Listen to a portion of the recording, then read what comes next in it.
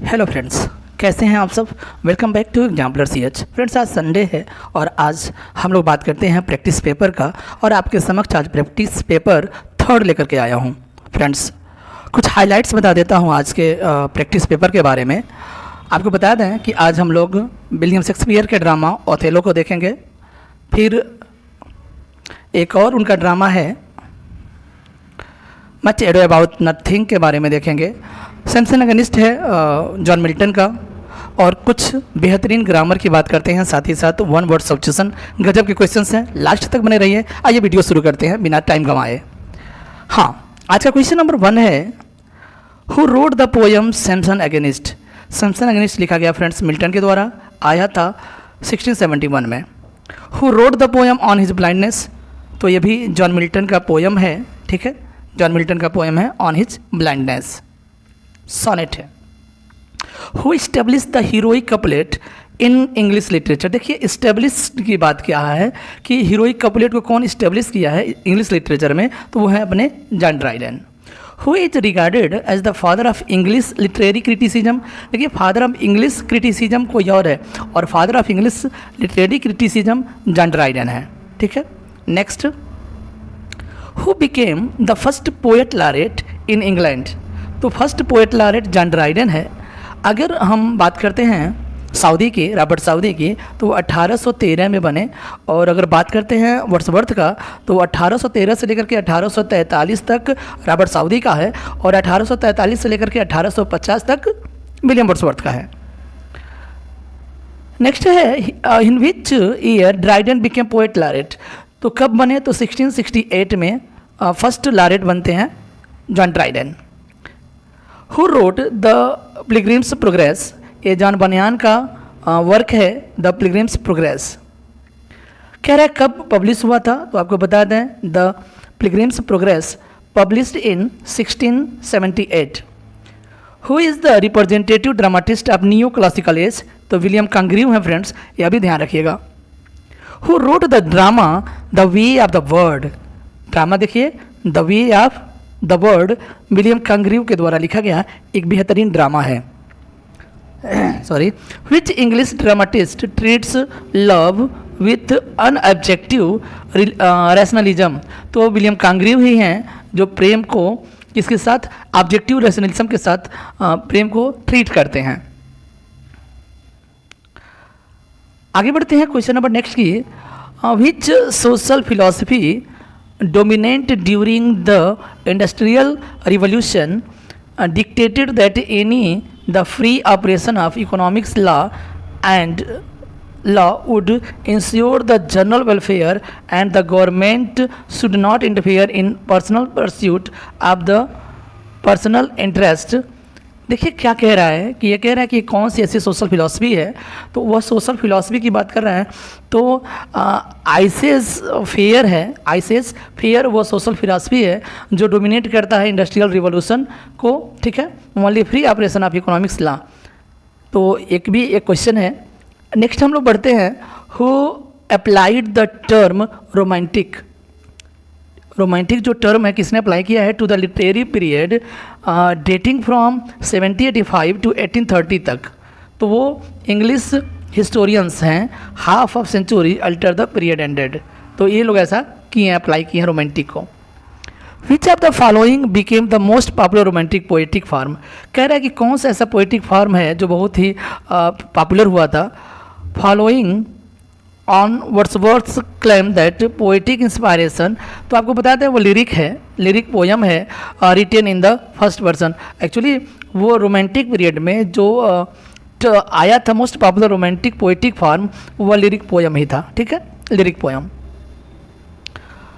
What did Byron deride with his scathing to peddlers, boats and wagons।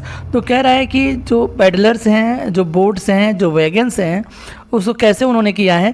तो कह रहा है कि Wordsworth's devotion to ordinary and everyday. कह रहा है कि एक साधारण और प्रत्येक दिन का उनका जो डिवोशन है उसके लिए ये पेडलर्स, बोट्स और वैगन्स का यूज किए हैं। Wycliffe's translation of the Bible appeared in 1380 में आया था बाइबिल वाइक्लिफ का। The reign of Queen Elizabethan stretches from 1558 to 1603, यानी 1603 में क्वीन एलिजाबेथ का डेथ हो जाता है, ठीक है। और उसके बाद आ जाते हैं जेम्स प्रथम, और जेम्स प्रथम का एज को बोलते हैं friends Jacobian as, Jacobian as बोलते हैं, ध्यान रखिएगा। अब बात करते हैं शेक्सपियरियन ट्रेजेडी ओथेलो का। क्वेश्चन नंबर 18 से लेकर के 14 तक है। क्वेश्चन नंबर 1 है, मतलब 1 के बाद हम 18 की बात कर रहे हैं। From home did Desdemona first here the song of willow. Willow song पूछता है अक्सर कि विलो सॉन्ग कहाँ सुनती हैं, तो हर मदर्स मेड बारबेरी, यानी उसकी माँ की देखभाल करने वाली जो मेड है बारबेरी, उससे वह विलो सॉन्ग सुनती है। कौन सुनती है? डेस्टिमोना। किस ड्रामा से है, बिलोंग करता है? तो आपको बता दें Othello. Which of the following epithet, epithet है it's most commonly applied to Iago throughout the play. तो ये ऑनेस्ट है और ये एपिथेट है, हम एपिथेट जो होता है किसी और पे हम लागू करते हैं, ये ऑनेस्ट है, एक ऐसा एपिथेट है जो कॉमनली इयागो पे अप्लाइड किया गया है प्ले में। Whose death does Grangiano report in the final scene? तो किसकी मौत की खबर वो रिपोर्ट करता है? तो वो है ब्राबेंजियो। ब्राबेंजियो की जो डेथ है उसको वो रिपोर्ट करता है फाइनल सीन में। Which of Casio weakness does Iago exploit?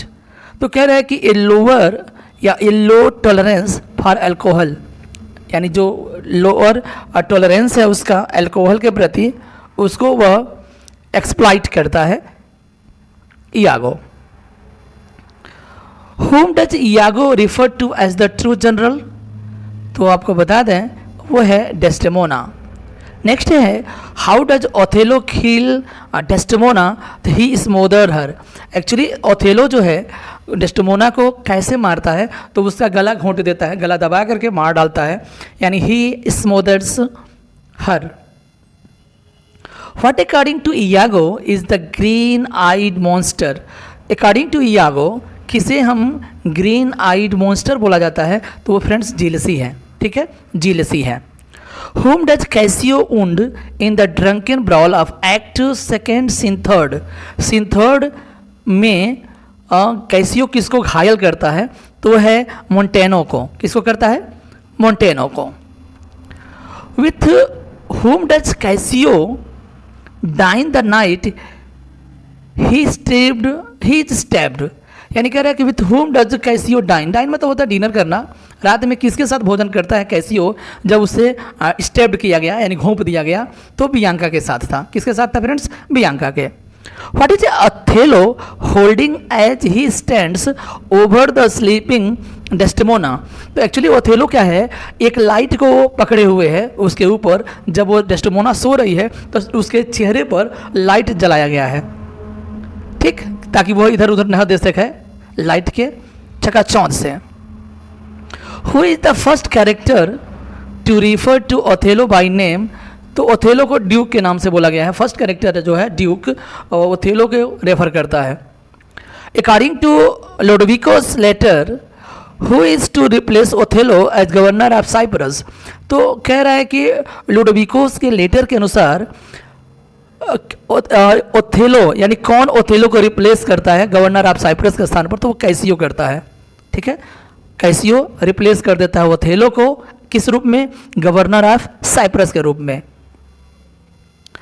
On the night of her death, अब किसकी डेथ की बात कर रहा है? What does Desdemona ask Emilia to do? ये इमिलिया की बात कर रहा है कि इमिलिया की मौत पर के पहले डेस्टिमोना ने क्या पूछा था इमिलिया से? तो उसने कहा था कि put Desdemona's bedding sheets on the bed, कि डेस्टिमोना की बेडिंग सीट को वह बेड पर रख दे, ऐसा बोला गया था। What does Iago counsel Roderigo to do? Iago क्या सलाह देता है रेड्रिगो को करने के लिए? तो put money in Dai purse, ताकि वह अपना पैसा पर्स में रख ले, ऐसा इयागो रेड्रिगो को सलाह देता है। Who has been termed as motiveless malignity? Malignity ये पूछा गया है टीजीटी 2009 में। तो यह टर्म जो है किसके लिए आया है मोटिवलेस मैलिग्निटी? वो है इयागो के लिए, ठीक है, इयागो के लिए।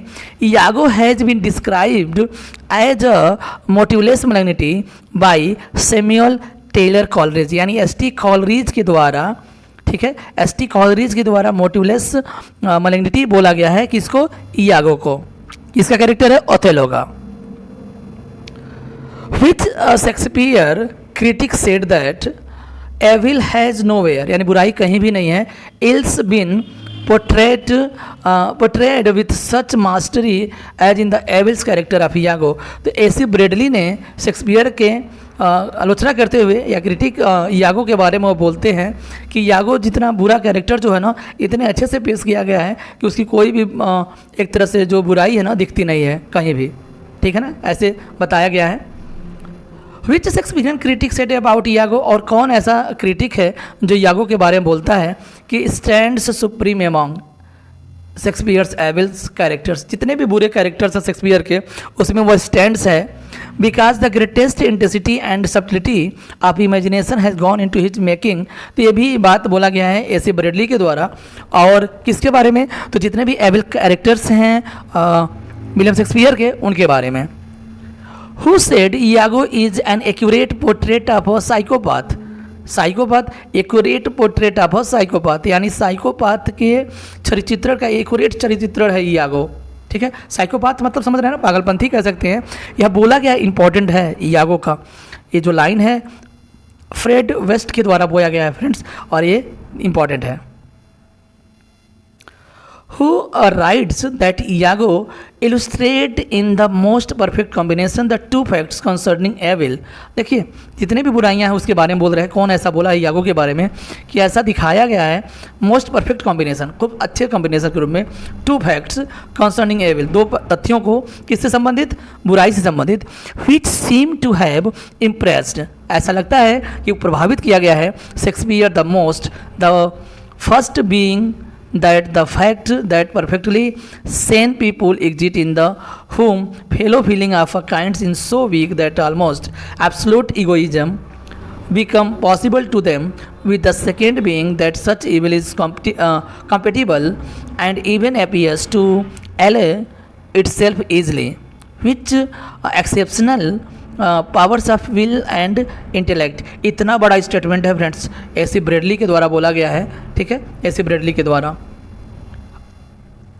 Who writes that to compare Iago with the Satan's of Paradise Lost, important है, स्टार लगा लीजिए।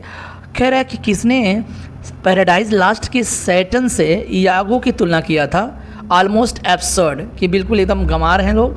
सो immensely does Shakespeare's man exceed Milton's fiend in evil, ऐसा ये बोला गया कि एक विशाल रूप से शेक्सपियर के जो व्यक्ति हैं ना, वो मिल्टन के जो कैरेक्टर हैं, बुरे कैरेक्टर, वह बिल्कुल शेक्सपियर के बुरे कैरेक्टर से मिलान किया जाता है। तो वह भी एसी ब्रेडली के द्वारा किया गया है, इंपॉर्टेंट फैक्ट्स बन जाता है। Who believed that Iago is simply a opportunist, एक अवसरवादी है। किसने बोला है इयागो को कि इयागो जो है एक अवसरवादी है। हु क्लीवरी, जो चतुराई से ग्रेप्स मिस पकड़ता है अकेजन मिस अवसर को। And that Iago is neither as clever nor as wicked, और न तो वो चालाक है और न ही विक्ड है, दुष्ट है, एज सम वुड थिंक, और ऐसा कुछ लोग सोचते हैं। And the problem of his characters largely resolves itself into the question was he justified in the embarking upon the initial stage of his revenge। ये जॉन ड्रेपर क्या line है, ध्यान रखिएगा। इसमें इयागो को एक अवसरवादी बताया गया है और इसे कहा गया कि अवसरों को बड़ा ही चालाकी पूर्वक पकड़ लेता है। जॉन ड्रेपर की लाइन है इयागो के बारे में। नेक्स्ट क्वेश्चन है कि इन विशाल भारद्वाज फिल्म ओमकारा जो 2006 में आया था, who plays the role of Ishwar Langda Tyagi model and Iago Othello, यानी ओथेलो ये सैफ अली खान हैं जो इयागो के मॉडल पर जो ईश्वर लंगडा त्यागी का रोल है ना, वो सैफ अली खान ने अदा किया है, ठीक है। तो आपको बता दो ओथेलो से ओमकारा बना है, मैकबेथ से मकबूल बना है, ठीक है, मकबूल, ध्यान रखिएगा। और हैमलेट से हैदर मूवी बना है, हैदर मूवी सब में देखिएगा, ओमकारा से ओ, ओथेलो से ओ, मकबूल से यम, और मैकबेथ यम, हैदर हैमलेट, हैमलेट हैदर यज, ठीक है। आगे बढ़ते हैं। Who wrote the following lines, lines देखते हैं friends. What needs my Shakespeare for his honoured bones, the labour of an age is piled stones, और that is hollows request should be hid under the star योइंग pyramid. ये John Milton ने William Shakespeare के बारे में बोला है कि what needs my Shakespeare for his honoured bones. Important है, ध्यान रखिएगा। जॉन मिल्टन ने बोला है शेक्सपियर का प्रशंसा करते हुए। सैमुअल पेपिस बड़ा मजाक बनाए हैं, आलोचना किए हैं विलियम शेक्सपियर का। उन्होंने अपने डायरी में बोला है एंट्री फॉर 29 सितंबर 1662 को उन्होंने कहा है कि एक प्ले के बारे में कि it is the most insipid ridiculous, बहुत ही हास्यास्पद कह सकते हैं प्ले बोला गया है इस प्ले को। आई सा इन माई लाइफ, मैंने पूरी ज़िंदगी में इतना बेकार या हास्यास्पद मूवी मैंने नहीं देखा। आई सा, मैंने देखा, आई कॉन्फेस, मैंने स्वीकार किया, some good dancing and some handsome women. ठीक है, उन्होंने कहा कि हमने कुछ डांसिंग देखा, कुछ हैंडसम महिलाओं को देखा, which was all my pleasure, जो मेरी खुशियों को बढ़ा देते हैं। वह प्ले था Midsummer Night's Dream by Hamlet, sorry ये नहीं होगा, sorry, Midsummer Night's Dream by William Shakespeare. ठीक है ना, आगे बढ़े। सैमुअल पेपिस है, ध्यान रखिएगा, इंपॉर्टेंट एक क्रिटिक हैं विलियम शेक्सपियर के। 43 क्वेश्चन की बात करते हैं friends. Who admired Shakespeare in essay of dramatic पोएजी। अब देखिएगा ड्रामेटिक पोएजी में उन्होंने एडमायर किया है शेक्सपियर का। दोज हु एक्यूज हिम, वे लोग जो एक्यूज करते हैं, to have wanted learning, give him the greater commendation, he was naturally learned, he needed not the spectacles of books to read nature, he looked inwards and found her there। ये John Dryden साहब ने हैं जो Shakespeare को admire करते हुए ये line बोलते हैं। लाइन क्या है, listen once again. Those who accuse him to have wanted learning give him the greater commendation. Thomas Rymer की बात करते हैं कि comments on a play of Shakespeare. अब कौन सा है play? The moral the sure of this fable is very instructive. कह रहा है कि इस कहानी बड़ा इंस्ट्रक्टिव है, शिक्षात्मक कहानी है। First, this may be caution to all maidens of quality how without their parents consent they ran away with blackamoors. Secondly, this may be a warning to all good wives that they look all to their linen. Thirdly, this may a lesson to husbands, यानी महिलाओं के लिए है, फिर husbands के लिए है और कुछ मेडेंस के लिए है। ठीक है, before the jealousy to tragical the proofs में भी मैथमेटिकल। यह प्ले है ओथेलो, जिसने यह बोला गया है किसके द्वारा? तो थॉमस राइमर के द्वारा। In 1712, one author commented, among in English, Shakespeare had incomparably excelled all others. That noble extravagance of fancy, which is he had so great perfection, truly qualified him to touch his reader imagination and make him capable of succeeding where he had nothing to support him beside the strength of his own genius. Friends, ये Joseph Addison का Spectator number 419 में बोला गया है। ठीक है, ध्यान रखिएगा, इतनी बड़ी बड़ी लाइनें हैं, क्या करिएगा। Who commented on Shakespeare in the words. अब शेक्सपियर को किसने कमेंट किया है? His characters are so much nature herself, अपने स्वभाव के हैं। TISS a sort of injury to call them, इसीलिए कह रहा है कि छोटा जो उनका इंजरी है ना, by so distant name as a copy suffer. Alexander Pope ने बोला है इस लाइन को। In which poem of Wordsworth the speaker narrates a night time ride to the cottage of his beloved Lucy who always looks a fresh as a rose in June. अब देखिएगा ये line तो लिया गया है, strange fits of passion have I known, strange fits of passion I have none. ये Lucy Gray वाले से लिया गया है line. Wordsworth wrote his series of Lucy poems during I stay with his sister Dorothy Wordsworth in. कहाँ रुके थे? तो हैम्बर्ग जर्मनी में रुके थे बिटवीन अक्टूबर 1798 एंड अप्रैल 1801। ये जर्मनी में रुक करके लूसी पोएम्स को लिखा गया था। ठीक है, आगे बढ़ते हैं। Which poem among the Lucy poems does not directly mention Lucy?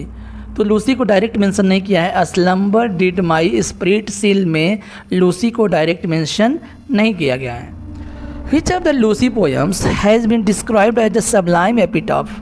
तो लूसी ग्रे के जो पोयम है उसमें किस पोयम को सबलाइम एपी टॉप के नाम से डिस्क्राइब किया गया है, किसके द्वारा? एस.टी. कॉलरीज के द्वारा। तो पोयम है a slumber did my spirit seal. 51 की बात करते हैं कि which poem of Wordsworth has the following beautiful lines. देखिए लाइन क्या है, इंपॉर्टेंट लाइन है, 10,000 saw at a glance. A at है, एट अ ग्लांस आपको बता दें, इसमें हाइपरबोल है और फिगर ऑफ स्पीच। और tossing their heads in sprightly dance a poet could not be but gay in such A जोकंड company I wandered lonely as a cloud से यह लाइन लिया गया है by Wordsworth. What is the other name for the poem my heart leaps up. तो ये question मैंने आपको पहले पढ़ा दिया है, द रेनबो है इसका नाम, माई हार्ट स्लिप्स अप का सेकेंड नाम। The following lines are taken from, line देखिएगा, the sun to me dark, अब मेरे लिए सूर्य क्या है, अंधेरे में है, अर्थात सैमसन अगेनिस्ट है क्योंकि उसी में दिखाया गया। And silent as the moon when she deserts the night hid in her vacant interlunar cave, Samson Agonistes 1671। The following lines are taken from To Live a Life Half Dead, A Living Death। ध्यान रखिएगा, important line है, to live a life half dead a living death, Samson Agonistes की line है, आया था 1671 में by John Milton. The following lines are taken from why just men have erred and by bad women been deceive. कह रहे हैं कि जो बुद्धिमान लोग होते हैं बेवकूफ़ या बुरी औरतों से धोखा खाते हैं, यह बोला गया है सैमसन अगेनिस्ट से। The following lines are taken from just are the ways of God and justifiable to men unless there be who think not God at all. Friends, यह भी लिया गया है सैमसन अगेनिस्ट से। ये सारी लाइन्स बेहतरीन हैं। The following lines are taken from My race of glory run and race of shame and I shall shortly with them at rest।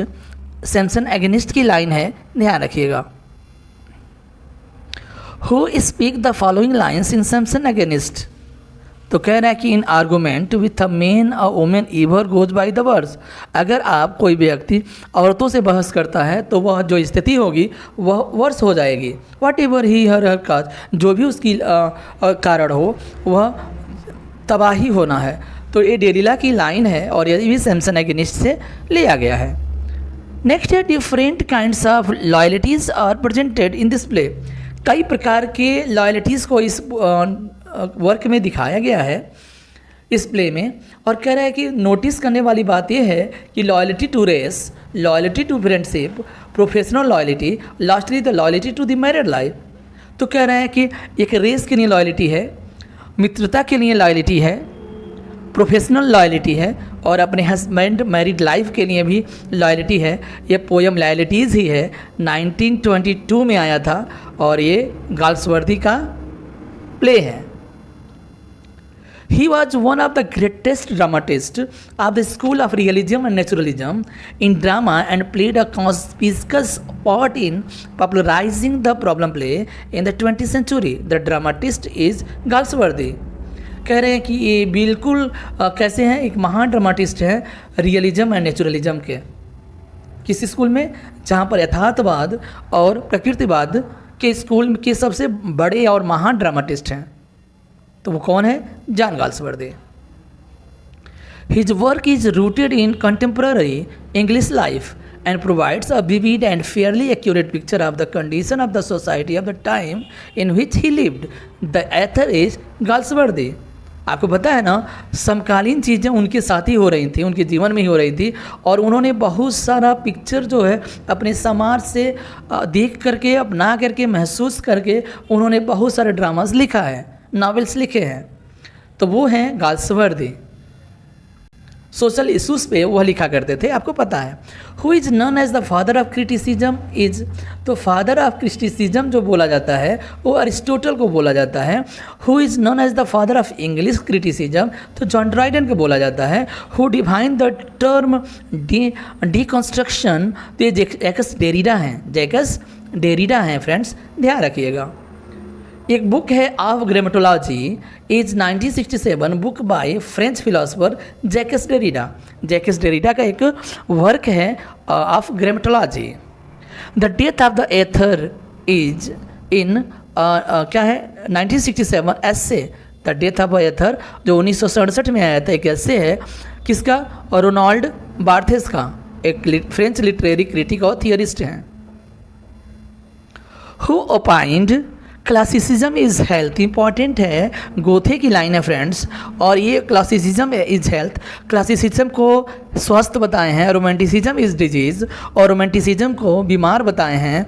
To convey that classicism is the means of controlling art, ये Goethe की line है, important line है friends. बढ़ते हैं next question की ओर। Approach composition with a focus subject of discussion long systematic discourse, वह essay कहलाता है। प्रोज कंपोजिशन ऐसे होता है। The word essay derived from the French word, essay जो है एसाई जो है फ्रेंच वर्ड से लिया गया है, इसका मतलब ट्राई करना होता है या अटेम्प्ट करना होता है।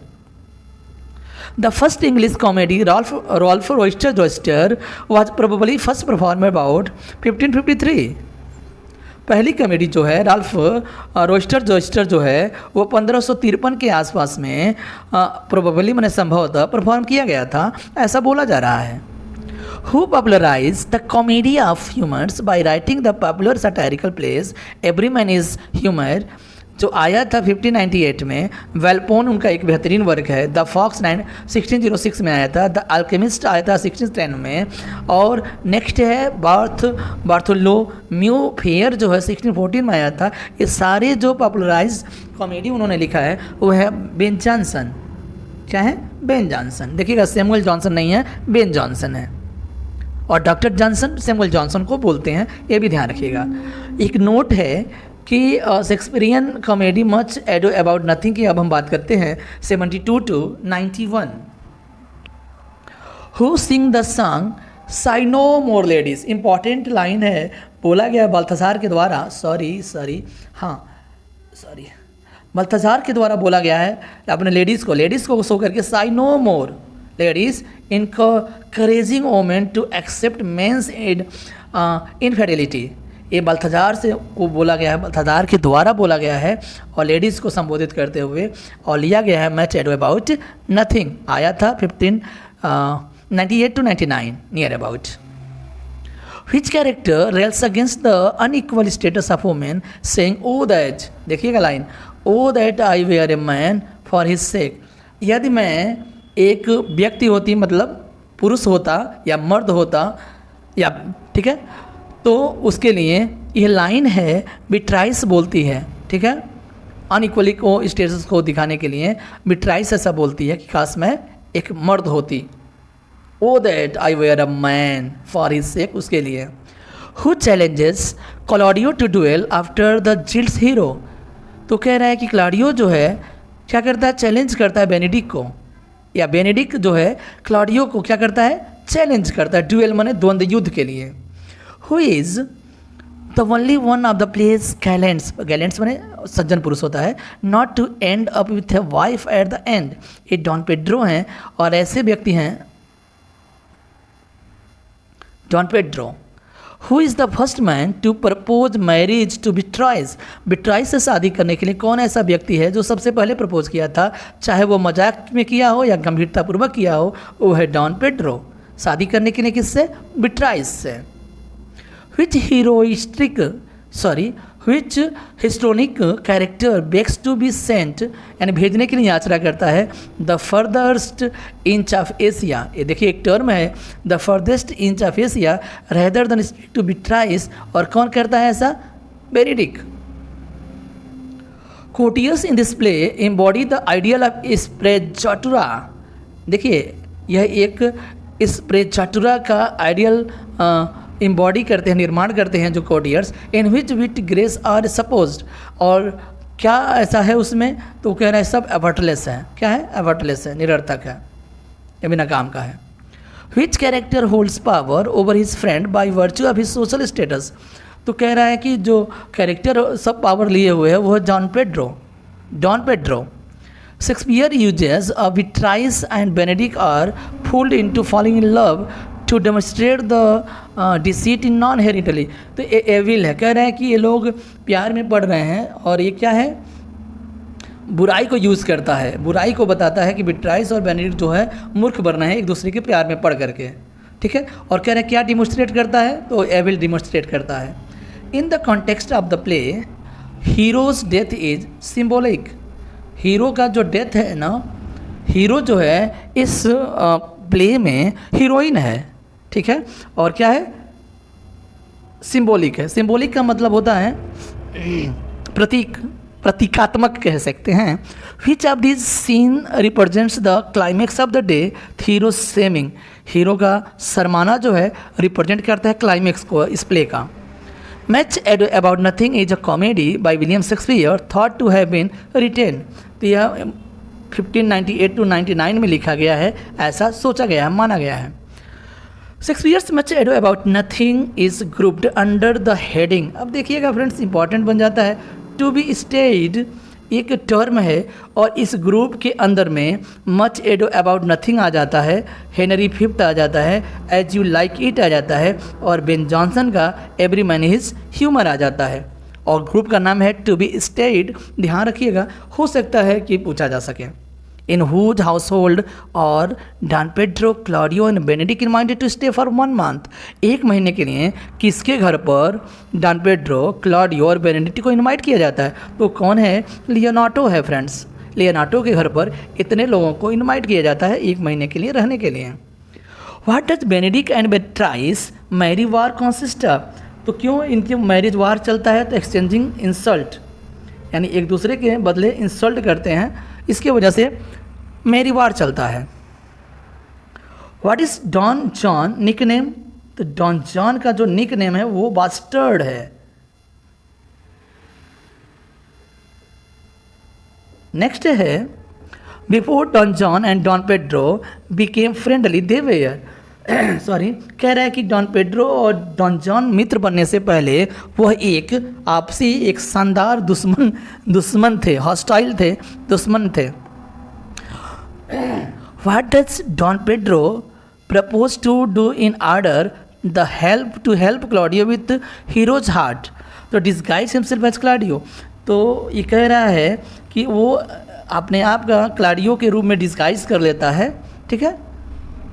किसका दिल जीतने के लिए? हीरो का दिल जीतने के लिए डॉन पेड्रो खुद क्लॉडियो का रूप धारण कर लेता है। After overhearing Don Pedro in conversation with Claudio, Antonio mystically tells Leonardo that Don Pedro is in love with, जब ये सुन लेता है, सुनने के बाद डॉन पेड्रो कन्वर्सेशन सुन लेता है किसका? क्लॉडियो और एंटोनियो का, और उसमें मिस्टेकली बोल दिया जाता है Leonardo that Don Pedro is in love with, और क्या बोला जाता है कि डॉन पेड्रो जो है हीरो के प्रेम में है। फ्रेंड्स, ये रहा क्वेश्चन नंबर 90 तक हम बात कर रहे थे much about I don't nothing का, और अब चलते हैं ग्रामर की ओर। अब हम लोगों ने देख लिया ओथेलो को और मच अबाउट नथिंग हमने देख लिया, अब ग्रामर का कुछ बात कर लेते हैं। सी वॉज सीन, वह देखी गई, द हाउस घर में, क्या करते हुए? घुसते हुए, तो इंटरिंग होता है, और इंटरिंग फ्रेंड्स ये पार्टिसिपल है, ध्यान रखिएगा, ठीक है, पार्टिसिपल है।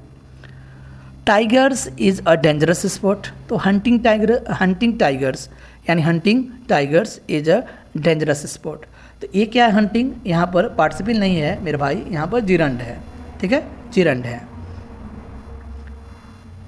यानी टाइगर को मारना या शिकार करना खतरनाक होता है। Choose the meaning of the given word, alert, alert मैंने सावधान होता है, वॉचफुल हो जाएगा। Choose the correct substitute for the following, a man of odd habits, तो पागल होता है, इसेंट्रिक हो जाएगा। Pick out the synonym of the given word, assail का अटैक होता है, असॉल्ट भी होता है, अटैक आक्रमण करना।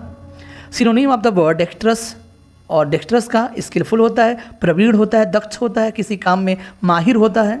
डू नॉट क्वेरल प्रीपोजिशन है तो विथ का प्रयोग कर देंगे, do not quarrel with your neighbours, ठीक है।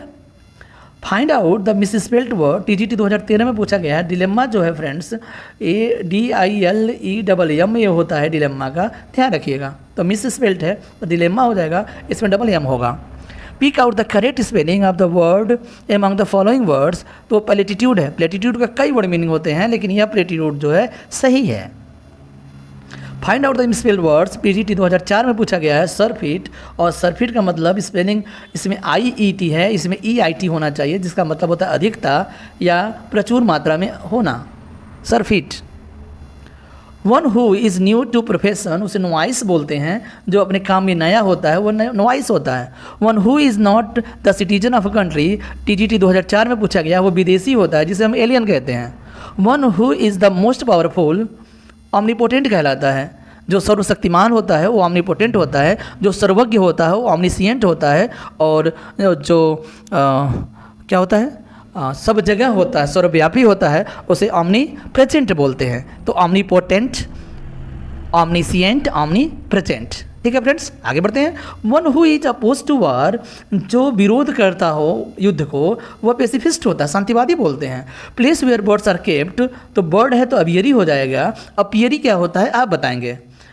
और रिडिकुलस यूज ऑफ वर्ड, मालाप्रोप्रिज्म होता है, यानी ऐसे शब्दों का यूज करना जो हास्यास्पद हो, उसे एक शब्द में मालाप्रोप्रिज्म बोलते हैं। ये लिटरेरी टर्म भी है। Words inscribe on A tomb, अगर टॉम्ब पर कोई वर्ड्स लिखा गया है तो वो एपिटॉफ कहलाता है। In English language there are 12 vowel sounds होते हैं, 8 डिप्थोंग्स होते हैं, 24 कॉन्सोनेंट साउंड्स होते हैं। ये भी इंपॉर्टेंट है, ध्यान रखिएगा। 12 vowel sound, 8 diphthongs, 24 consonant sound. The holy time is quiet as nun, तो एज आया है तो फिगर ऑफ स्पीच सिमली हो जाएगा। आई दिस बुक, या इसका मतलब I shall have finished this book by the end of this week, मैं इस सप्ताह के अंत तक इस किताब को ख़त्म कर दूंगा, समाप्त कर दूंगा। तो फिनिश का शैल हैव फिनिश हो जाएगा। I shall cut the grass when the mowing machine is mended, यानी जब तक घास काटने वाली मशीन मरम्मत नहीं हो जाती तब तक मैं क्या कर दूंगा, तब तक मैं घास, जब तक हो रही है मतलब मेंडेड, तब तक मैं घास काट लूँगा, ऐसा बोला जा रहा है। तो सेल कट हो जाएगा। और आज का अंतिम जो क्वेश्चन है friends, they hard for 5 months work है तो विल हैव बीन वर्किंग हो जाएगा, क्योंकि फॉर 5 मंथ्स लिखा है, 5 महीने से वो ऐसा काम कर रहे होंगे, तो they will have been working hard for 5 months, ठीक है। Thanking you so much, thanking once again, thanks for the watching video friends. मिलते हैं प्रैक्टिस पेपर को लेकर के नेक्स्ट संडे को। बने रहिए विथ एग्जाम्पलर CH, और शुक्रिया आप लोगों को अब तक हमारे साथ बने रहने के लिए। बने रहिए, मिलजुल कर हम लोग तैयारी करते हैं, ठीक है। Okay, bye bye.